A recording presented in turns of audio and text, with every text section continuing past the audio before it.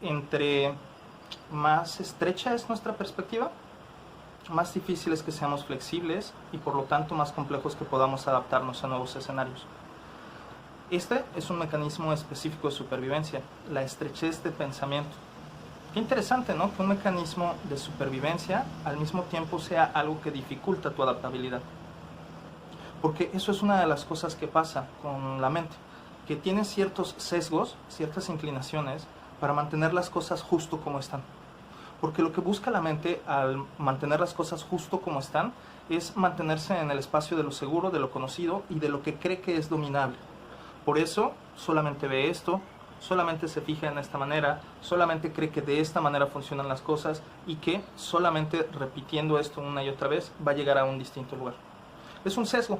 Un sesgo es como una inclinación de nuestra mente. De manera que si yo pusiera una pelota aquí, si no hubiera sesgo, no se movería mucho del lugar porque estaría equilibrada. Sin embargo, una mente con sesgos empieza a cambiar el equilibrio. De manera que si yo pongo una pelota aquí, mucho más rápido va a caerse. Y entre mayor sea mi sesgo, mucho más rápido mi pensamiento va a correr, va a dirigirse, va a encauzarse a ese sesgo. Hay muchos sesgos, también se les llama distorsiones cognitivas.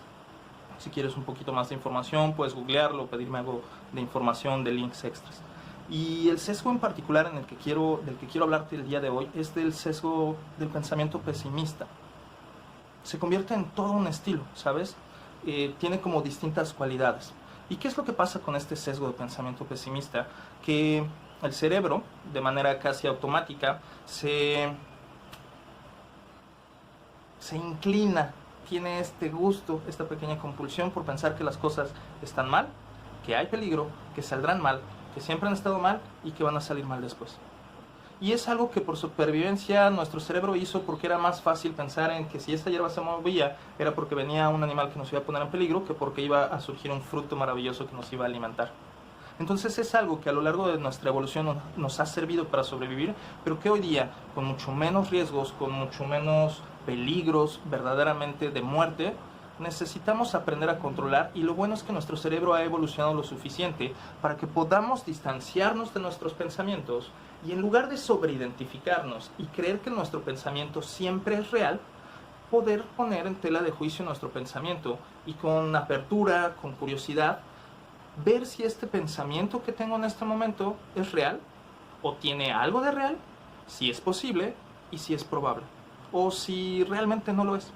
Esto es algo muy importante para poder reducir el sufrimiento, porque entonces nos permite, en lugar de pensar que no pasa nada o en lugar de que lo pasa todo, es ver exactamente qué está pasando, para ver exactamente cuáles son las cosas que tengo que hacer para mi resiliencia y la de mi comunidad. Y te explico con un pequeño ejemplo. El día de hoy, este video estaba programado para lanzarse a las 9 de la mañana con otro ejemplo que no es este que te voy a dar. Sin embargo, lo estoy subiendo hasta las 10 de la mañana a las redes sociales porque tuve que ocuparme de otras cosas. Un integrante de la familia salió a medianoche sin avisar, sin pedir permiso. Salió a medianoche, regresó en la madrugada y pues caminó por toda la casa en pleno momento de contingencia, en pleno momento de pandemia, en pleno momento de toque de queda. Probablemente tu cerebro ya se está haciendo de una historia mucho más larga y está pensando, no manches, seguro fue un adolescente, ¿cómo es posible? Irresponsable. Y entonces la mente, de manera automática, empieza a tratar de complementar la historia con aquello que ya conoce, para entonces darle un sentido más amplio a esta historia. Yo puedo decirte que lamentablemente no entendí, no me dijo claramente con palabras este integrante de la familia en qué lugares estuvo de la casa, por lo tanto no sabía exactamente qué tocó, qué no tocó, dónde estuvo, dónde no estuvo. Con esta información, si tú tienes un sesgo pesimista, es probable que sientas demasiada intensidad emocional. Lo lamento que así sea, te aseguro que si estuviera en riesgo no estaría haciendo este video. Yo hice todo lo necesario, todo lo que está a mi alcance para disminuir todos los riesgos, y ahorita te lo platico. Si tú tienes un pensamiento un poco más consciente y ecuánime, vas a estar pensando en algunas cosas y vas a estar ampliando perspectivas y no, seguramente fue esto, seguramente esto, a lo mejor nos va a salir con una jalada, porque lo que tu mente hace es experimentar con apertura y curiosidad, incluso con mente de principiante, esta historia que te estoy narrando. Resulta que este integrante de la familia es mi gato, Fury, y él, desde hace 2 semanas no lo dejábamos salir porque preferimos evitar tener que estar limpiando constantemente sus patitas y su cuerpo cada vez que sale y regresa, porque además es complejo estar identificando en qué momento exactamente regresa para atender específicamente la sanitización de su cuerpo. Lo sanitizamos, así como sanitizamos las patas del perro, Prudencio, cada vez que regresamos de pasear. De la misma manera que sanitizamos nuestros zapatos, nuestra ropa, nuestro cuerpo cada vez que regresamos. Porque en esta contingencia, en momentos salimos para distintas cosas, porque eso es lo que necesitamos hacer para alimentarnos, para cuestiones de trabajo, para movilidad, para un montón de cosas. Hay cosas que no se pueden evitar y que lo que necesitamos hacer, en vez de negarlas y pensar que no existen y no escucharlas porque nos generan demasiadas emociones incómodas, necesitamos saber exactamente qué es lo que está sucediendo para saber exactamente qué es lo que hay que hacer para contrarrestar o disminuir los riesgos, para desarrollar mejores y más puntuales habilidades ante esa situación particular. Entonces lo que pasó fue que, con cierta molestia, obviamente porque implica un poco más de trabajo para mí, un poquitito de preocupación porque obviamente implica que hay un pequeño riesgo de que haya caminado y etcétera. Entonces lo que hice fue sanitizar al gato, a Fury, sanitizarlo y ponerme a trapear toda la casa de manera adecuada, limpiando, barriendo, limpiando muebles, etcétera, haciendo todas las cosas de sanitización que generalmente hacemos de cualquier manera varias veces a la semana, sin embargo teniendo que hacerlo hoy en la madrugada, teniendo que cambiar algunos horarios. Y pues en vez de pensar que esto era algo terrible y que entonces, ¡ay, qué coraje! Y pelearme desde el enojo, desde la aversión y tratar de que las cosas sean distintas y darle un montón de vueltas y es que ¿por qué? Y entonces pelearme, es que esto no pasaría. Lo que hice fue frenar pensamientos que no son necesarios. No es necesario que yo piense más allá de saber que es un animal que necesita libertad, que necesita explorar, que lo hizo como pudo y que regresó. Y que él no sabe todas estas reglas de cuidado. Es un animal, no voy a pelearme con eso, no voy a entrenarlo para, es que hay cursos, sí, bueno, no en este momento, no para mí, no en mis alcances económicos incluso. Entonces, en la aceptación de la realidad tal como es, sin ponerle juicios de valor, confiando en que las cosas pueden estar bajo mi control, muchas de las variables, teniendo como esta facilidad o esta predisposición o este ejercicio para dejar ir y aceptar las cosas como son, entonces con este ejercicio de atención plena y de apertura y de curiosidad me puse a hacer lo que tenía que hacer, limpiar. Y entonces me estaba esforzando mucho en apurándome para dar tiempo y entonces recordé que pues tampoco se trata de esforzarse de manera tal que sea algo totalmente incómodo y que puedo encontrar consideración, comprensión, empatía en las personas alrededor. Y por eso mandé un mensajito y dije, híjole, ¿qué creen? Espero me disculpen, les mando el video a las 10 de la mañana. Y por eso ahora te explico, porque también tú mereces mi consideración. Y te agradezco muchísimo tu empatía, te agradezco muchísimo el que sigas viendo estos videos, te agradezco muchísimo los donativos que has hecho a este proyecto que estamos haciendo, te agradezco muchísimo que sigas invitando personas, te agradezco muchísimo que sigas compartiendo, reflexionando, te agradezco muchísimo tu generosidad para participar de este proyecto. Nos nutre un montón. A Brenda, a mí, nos alimenta y nos nutre nuestro sentido de vida, que eso es parte de nuestra resiliencia y te lo agradezco. Con esa confianza entonces decidí mandarte el mensajito, explicarte qué pasó y desde ese ejemplo tomarlo para hablar específicamente hoy de este estilo de pensamiento pesimista.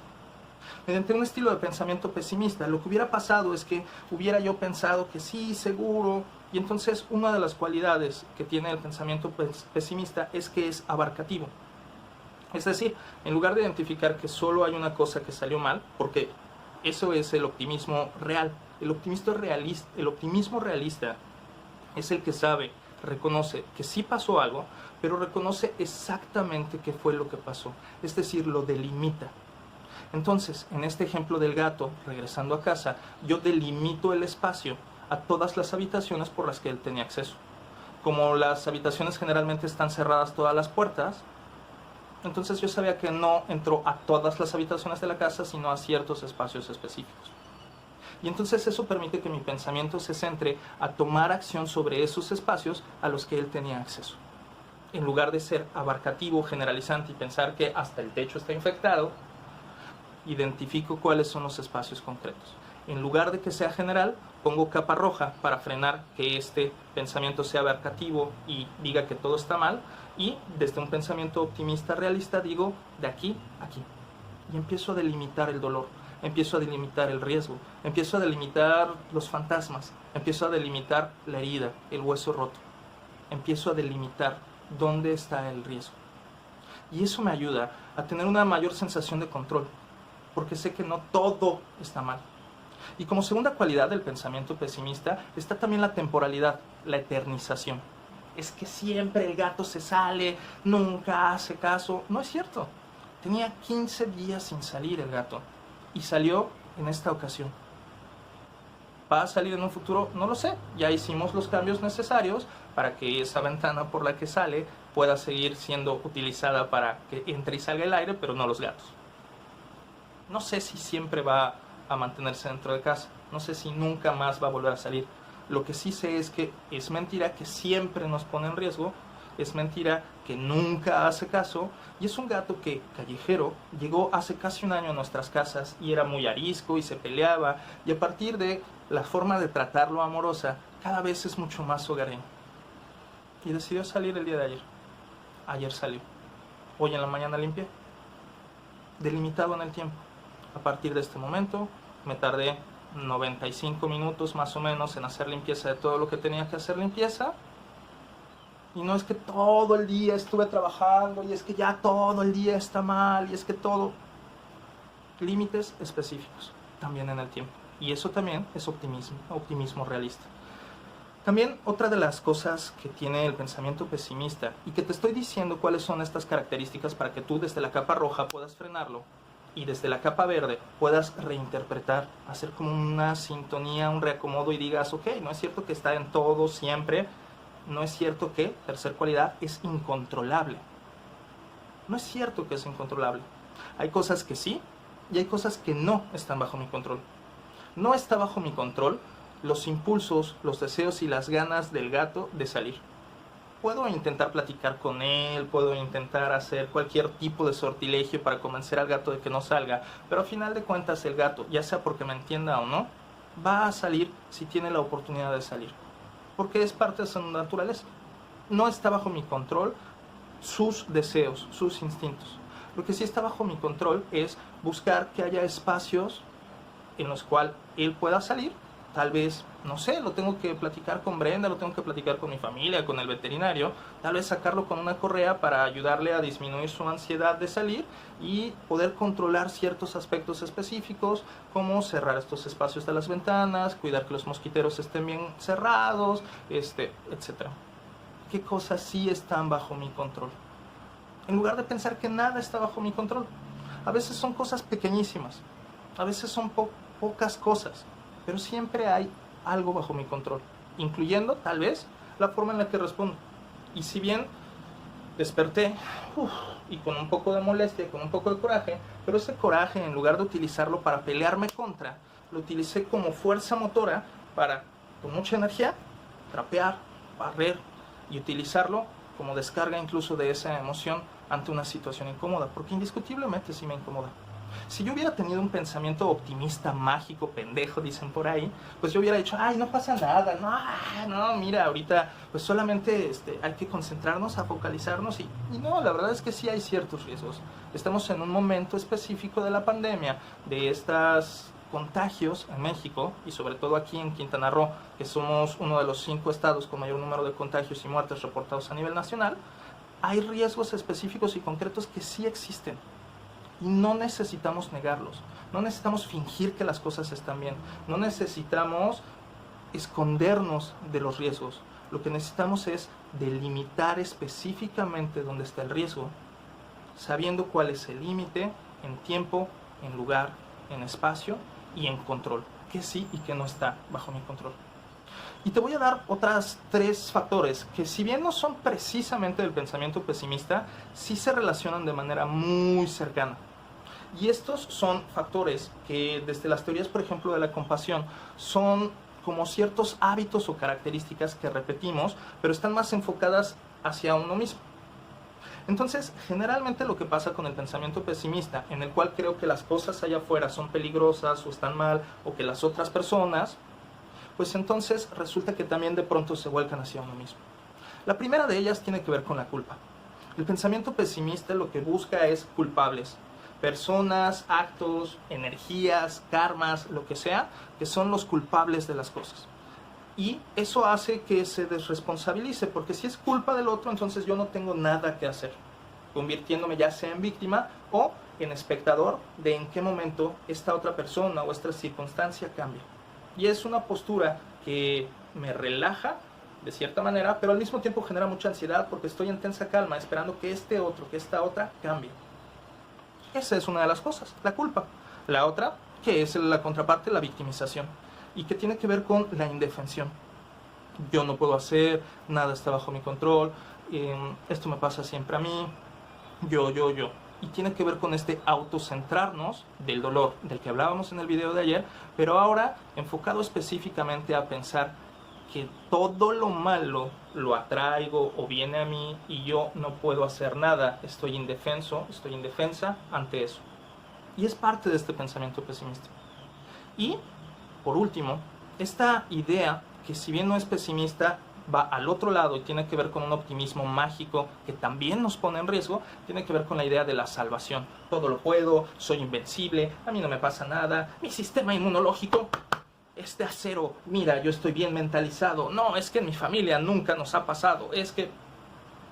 Y entonces lo que hacemos es negar los riesgos, negar la vulnerabilidad y por lo tanto ponernos más en riesgo porque no identificamos dónde está específicamente el riesgo. Es importante delimitarlo.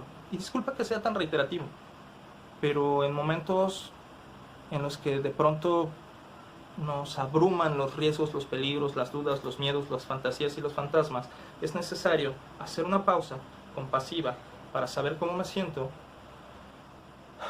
para aceptar con compasión mis emociones.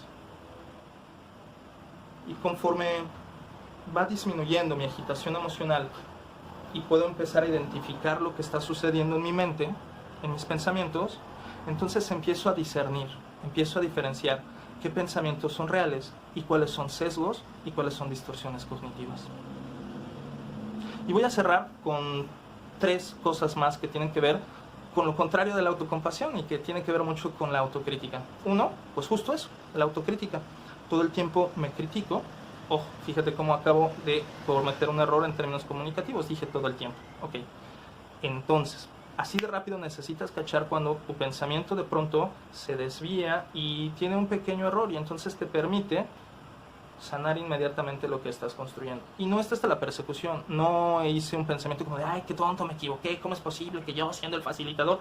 Y entonces ahí vendría todo un ciclo de regaños y de castigos y de humillaciones y de comparaciones, que lo que terminan haciendo es mermando mi autoconcepto, mermando mi autoestima, porque hablo muy mal de mí. Y eso duele, y eso cansa. Es que lo hago para mejorar. Ok, tal vez tu intención sea para mejorar, pero no es la mejor forma, porque termina agotando y termina mermando la energía. Entonces uno de ellos es la autocrítica. El otro tiene que ver con el aislamiento. Es decir, pienso que esto malo, que esto doloroso solo me pasa a mí, solo yo me equivoqué, solo yo no lo he entendido, solo yo, nadie me entiende, nadie me quiere, mejor me como un gusanito. Y entonces estoy pensando de manera constante que nadie es capaz de entenderme, que nadie ha vivido esto, o por el contrario, que yo no debería de preocuparme porque hay gente con peores problemas que yo, o hay gente que en verdad sufre, yo debería estar agradecido, o híjole, pues es que la otra persona no sabe, ese es un problema menor, o centrándome, si te fijas, es un pensamiento autocentrado en el cual nos lleva a pensar que solo yo he vivido el dolor, solo yo puedo saber realmente lo que está pasando, solo yo estoy viviendo este desasosiego, molestia, incomodidad o dolor. Y entonces eso cierra puertas a la comunicación, a la apertura, a la empatía, a la búsqueda de redes de apoyo. Y un tercero, hay una sobreidentificación. En la sobreidentificación lo que sucede es que ante una situación específica que puede ser dolorosa, riesgosa, lo que hago, incluso puede ser algo muy bueno, lo que hago es pensar que eso lo abarca todo de mi identidad, de mi vida, de mi historia. Y entonces, si yo viví abuso sexual infantil por mi tía cuando yo tenía 6, 7 años más o menos, lo cual es cierto, en momentos muy difíciles emocionales, empecé yo a sobreidentificarme y a pensar de mí mismo que lo único que era yo, un niño abusado. Y entonces que todas las cosas que estaban pasando en mi vida y todos los problemas e incluso mis respuestas, muchas veces reactivas ante otras cosas, pues sí, claro, ¿cómo no iba a ser así si me abusaron? Y entonces desde la sobreidentificación, lo que pasaba es que había una estrechez de perspectiva y por lo tanto había dificultad de reaccionar desde otros ángulos. Por lo tanto, había poca flexibilidad. Por lo tanto, había poca capacidad de adaptación. Y durante esa época, que afortunadamente y gracias a mi proceso terapéutico fue bastante corto, lo que pasó fue que en esa época todo lo relacionaba a eso y justificaba muchas cosas y culpaba y me victimizaba. Y era parte de un proceso de resiliencia. Y desde ahí lo entiendo. Porque justo el antídoto que tenemos que hacer en esto es que en lugar de estar en este lugar de autocrítica, hacer estos ejercicios de autocompasión, en los que identifico que aquello que estoy viviendo tiene que ver con mi historia, tiene que ver con mis necesidades, tiene que ver con lo que he aprendido, tiene que ver con mi capacidad de respuesta. En lugar de aislarme y pensar que solo yo, lo que cultivo es la humanidad compartida. Identificar que justo como yo, hay un montón de personas que han sufrido. Que justo como yo, hay un montón de personas que han salido adelante. Que justo como yo, habemos un montón de personas que estamos buscando desarrollarnos y aprender mejores cosas para relacionarnos de mejor manera. Y en lugar de sobreidentificarme, poder hacer una pausa, un distanciamiento de conciencia plena, de atención plena, en el cual puedo observar las cosas con mente de principiante. Son 9 cualidades que solo te las voy a mencionar hoy y en otros videos los profundizaremos. Con mente de principiante, es decir, con la curiosidad, no la mente experta, que sí, ya lo sé, y entonces se cierra el aprendizaje, sino la mente de principiante que con curiosidad y apertura se acerca al fenómeno, sin juzgar sobre malo, bueno, mejor o peor, con aceptación. Las cosas son como son, esto es como es, siento lo que siento, hice lo que hice. Y a lo mejor aceptando incluso que a veces quisiera hacerlo diferente, pero sin aferrarme a ello. Y eso me lleva justo al que sigue, dejar ir, sin aferramientos, sin apegos malsanos, sin obstinaciones fuera del lugar. La tenacidad a veces es contrario al poder dejar ir, porque nos obstinamos en cosas que en lugar de estar taladrando una y otra vez, a lo mejor si les diéramos la vuelta podríamos fluir más, sin esforzarnos, que es otra cualidad. Buscando las formas más idóneas, el camino específico por el cual generar nuestra resiliencia, con confianza, sabiendo que las cosas están bien. A lo mejor no todo está bien, pero no es cierto que todo está mal. Las cosas están bien, hay muchas cosas que apreciar, que valorar, que agradecer. En toda esta contingencia, en todo este momento, yo agradezco mucho tener techo, internet, a ustedes, a mi familia, a mis gatos, cosas para limpiar. Agradezco poder acompañar a otras personas a fortalecerse, que otras personas me acompañen a fortalecerme, poder construir comunidad. Agradezco que hay muchísimas personas que están haciendo conciencia de los cambios en los hábitos que tenemos que realizar. Tengo esta confianza, esta gratitud y de manera lo más generosa que puedo, dentro de mis posibilidades, brindo, regalo, comparto videos, alacenas, despensas, consejos, terapia, un apoyo, un abrazo, un beso, un desayuno. Porque brindar con generosidad también permite que mi cerebro sepa que tengo mucho para dar. Y si tengo mucho para dar, significa que no estoy en carencia. Y si no estoy en carencia, significa que no tengo que estar desde el sobreviviente. Esto es lo que quería compartirte el día de hoy. Te agradezco mucho tu paciencia, te agradezco mucho que veas este video, te agradezco mucho tus donativos, tus reflexiones, tus recomendaciones, tu participación. Muchas gracias. Soy Fernando Nieto, en el 8º día de 30 días de resiliencia, en este sábado maravilloso para mí. No sé cuándo veas tú este video, desde Playa del Carmen, desde mi habitación, desde mi casa, desde mi corazón. Gracias.